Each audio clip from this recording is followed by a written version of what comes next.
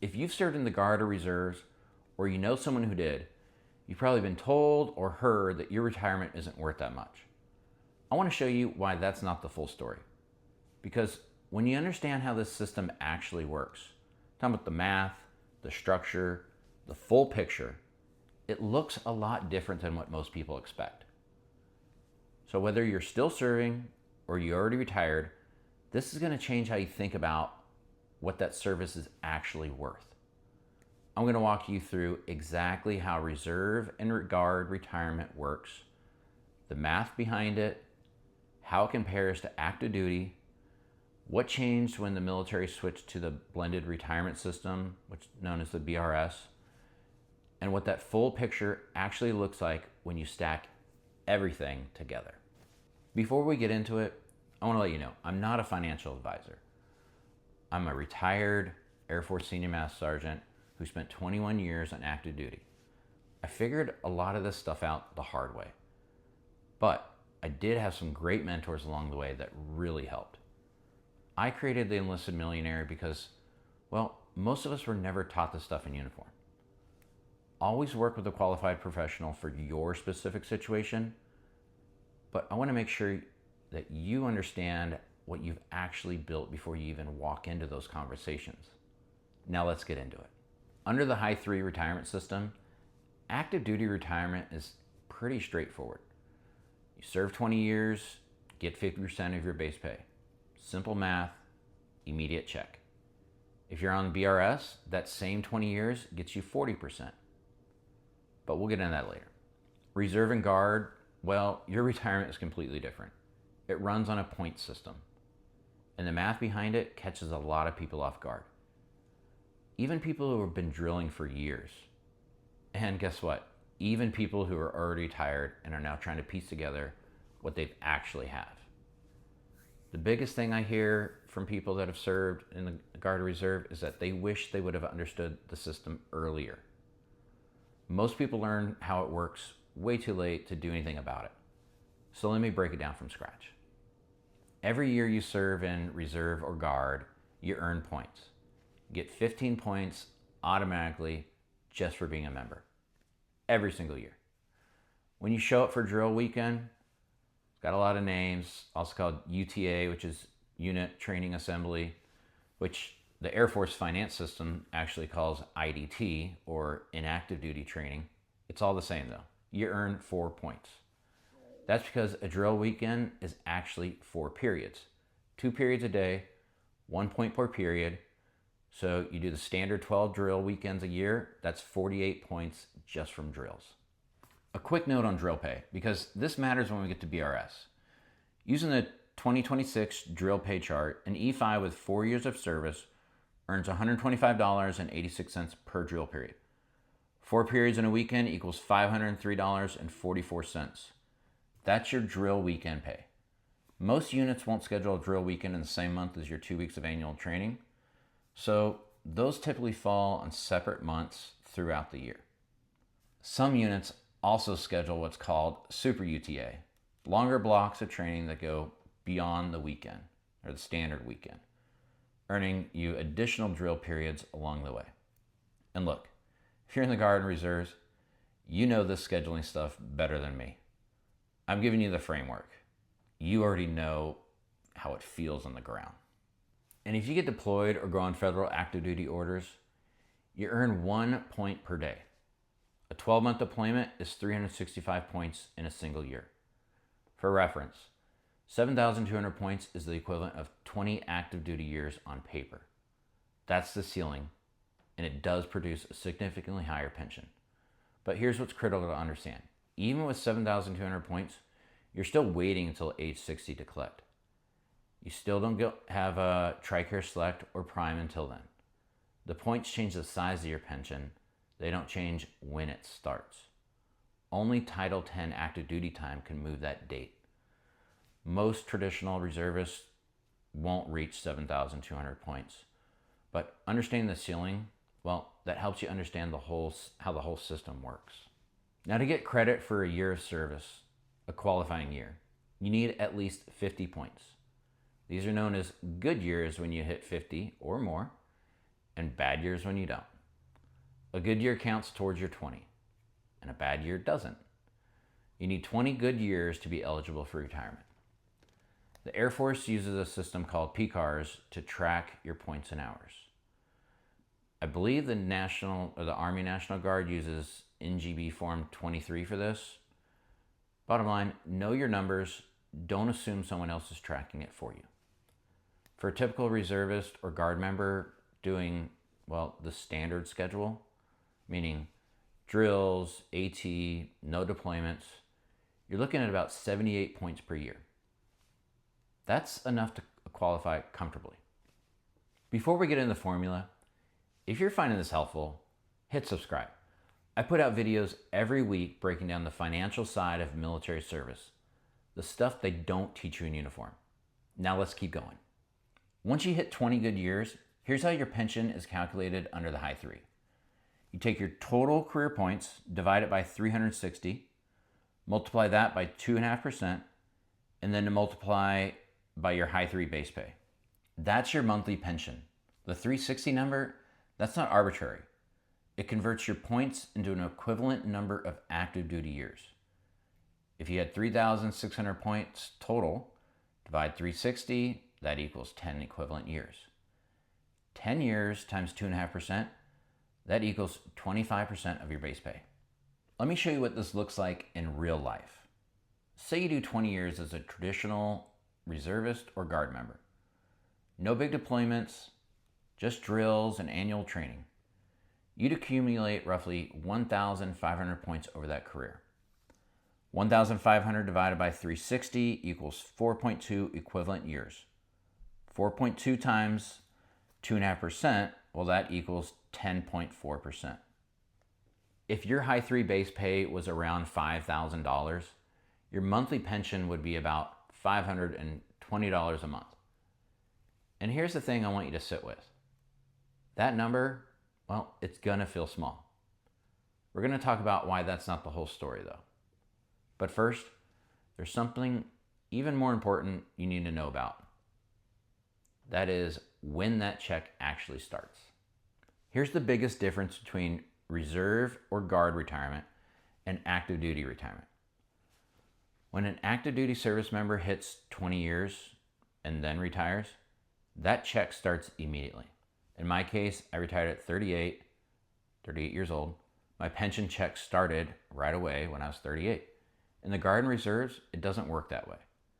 You can hit 20 good years at say age 40, but you won't see $1 of retirement pay until you turn 60. And TRICARE Select and Prime that start right away for me doesn't kick in until that time either. What you do have access to in the meantime is something called TRICARE Retired Reserve, but that's a premium-based plan.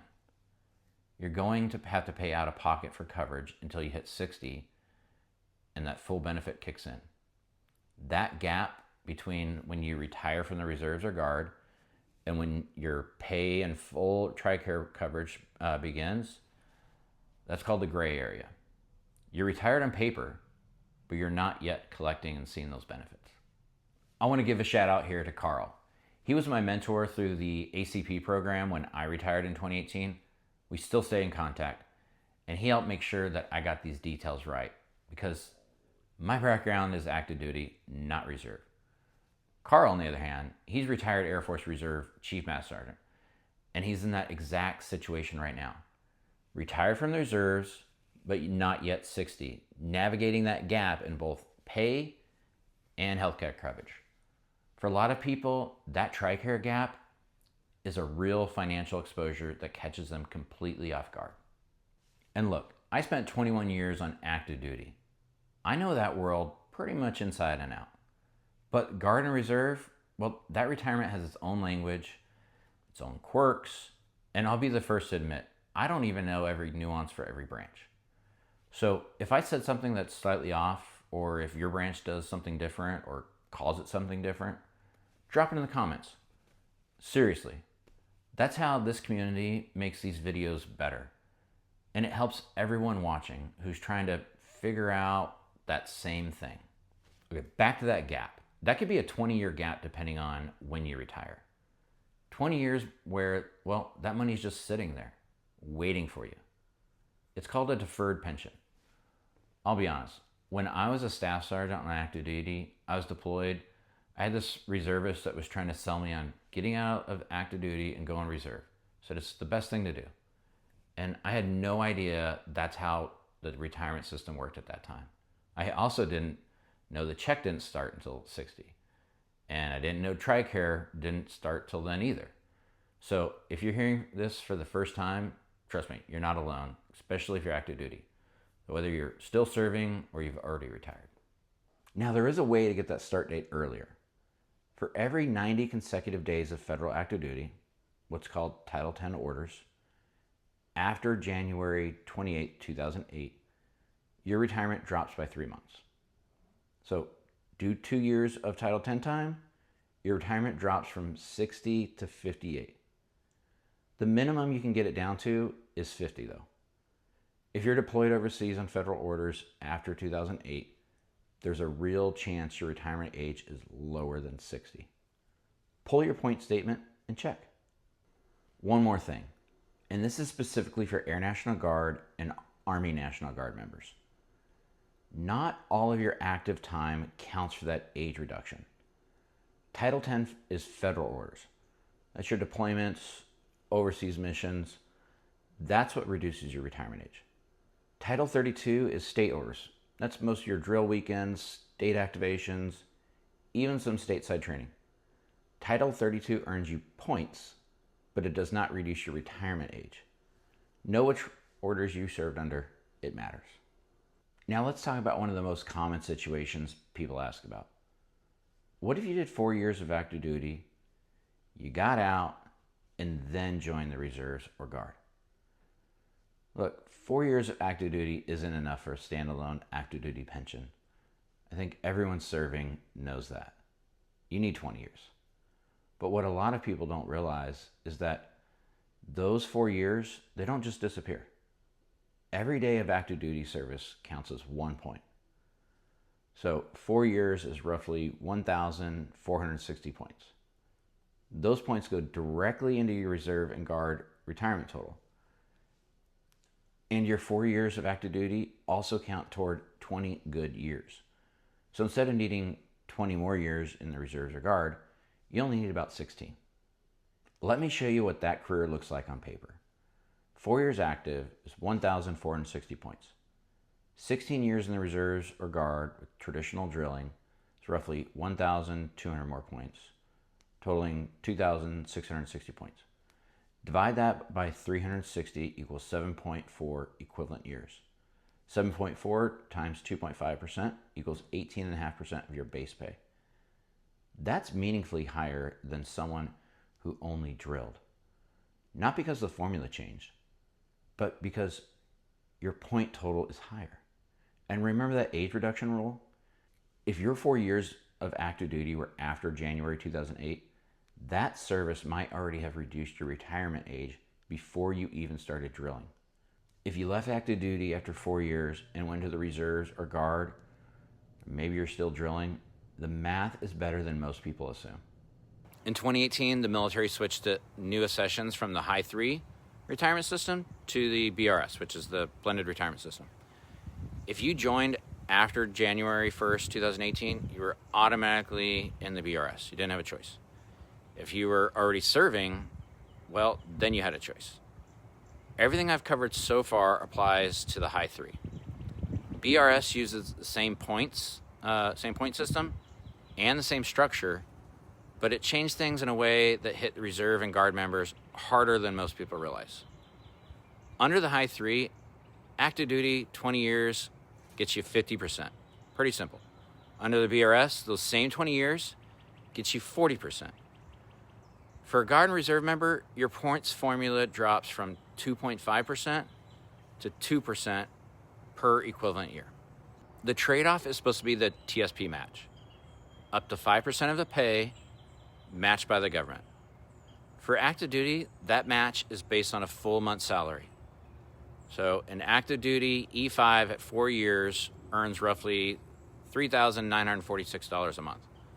5% of that is about $197 per month, that could go into your TSP, the match. For a reserve or guard member, that match is based off of drill pay.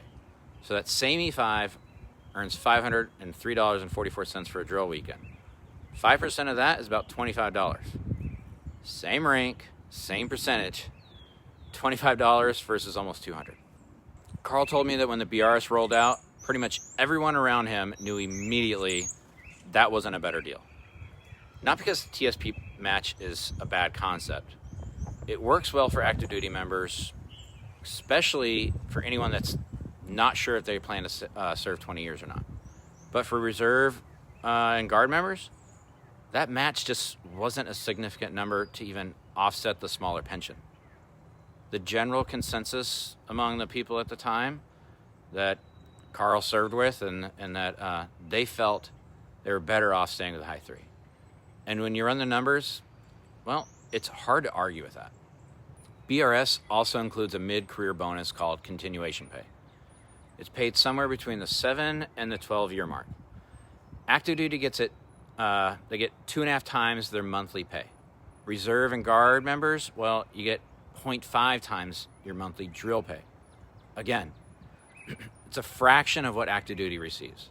If you are a BS reservist or guard member still serving, make sure you're contributing to TSP and at a minimum capturing that match.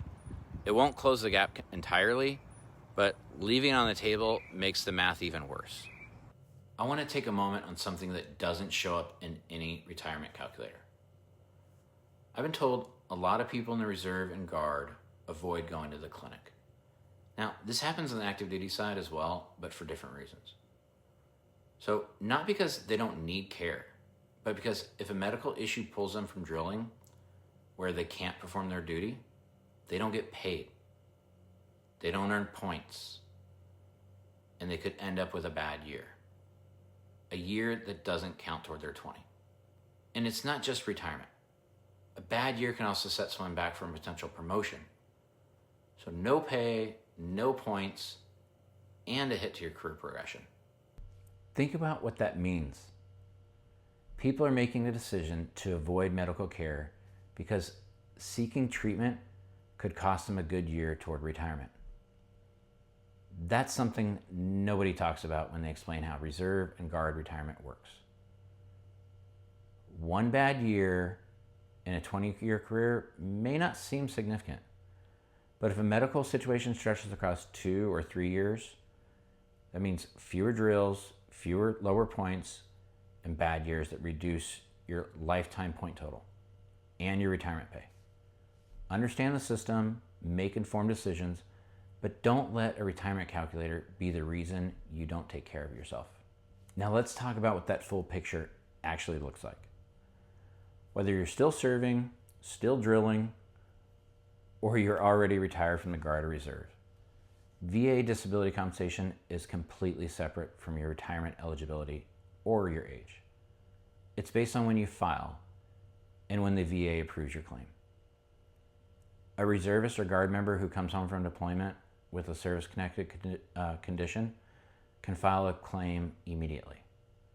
They could be 28 years old, still drilling on the weekends, and already collecting tax-free VA compensation. But here's something important to understand. If your VA rating is below 50% and you're also collecting military pay, those two payments can't fully stack. Carl told me he actually got a bill for the difference because it doesn't stop. It's something that trips a lot of people up who aren't expecting it. So when you add everything together, the reserve and guard pension at 60, VA disability compensation that you may get, TSP contributions over your career, GI Bill benefits for yourself or your dependents, your civilian income, and any investments that you've made over the years, and then Social Security when you decide to start that, the picture looks completely different. The pension is often the smallest piece of what you built. It means you've got multiple income streams, multiple tax treatments, and multiple start dates. To put a number on it, using an E5 to E6 level career as an example, that's 1,500 points. High 3 base pay around $5,000. Keep in mind, this number has a lot of factors, so run your own numbers. But using these assumptions, that generates about $520 a month at age 60.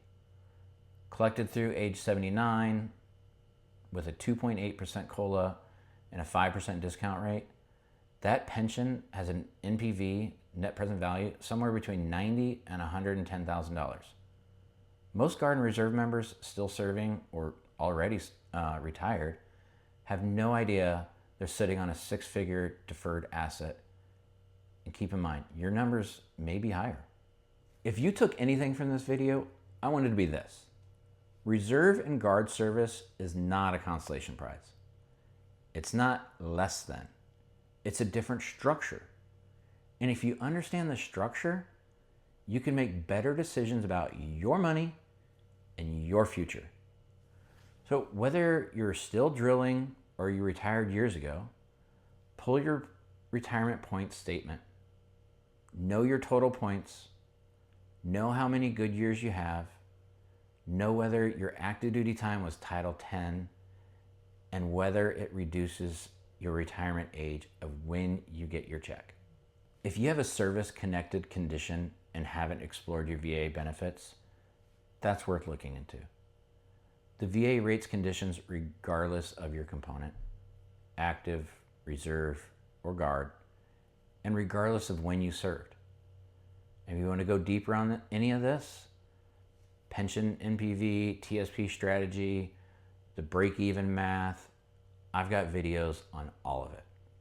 Links are in the description. If this helped you, share it with someone who served. A lot of Guard and Reserve veterans are walking around not realizing the full value of their military career. Show them the math. See you in the next one.